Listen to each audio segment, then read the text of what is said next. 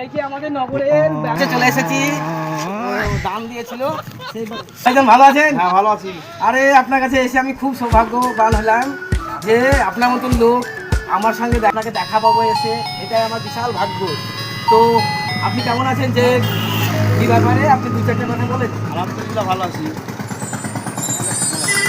আমি আপনার প্রচন্ড ফ্যান, আপনার খুব। আপনি এখন কাজবাজ কেমন চলছে? আমার কাজ চলছে দিয়ে ব্যবসা করেন? ব্যবসা করছি। আর সাথে সাথে আপনার ওই কিছু ভিডিও চলে, অসুবিধা নাই। কোনো কন্টেনার ডাকলে বা যাওয়া হয়, সেখানে গিয়ে দেখাশোনা তো করি। আপনি তো দেখলাম অনেক দূর থেকে আপনার অনেক অনেক বড় বড় ফ্যানদের সঙ্গে আপনার যোগাযোগ। হ্যাঁ এসেছিলো অবশ্যই যেমন বাদাম কাকা ছিল, সাদেক আলী এসেছিল, সব আবার গিয়েছিলাম আমি।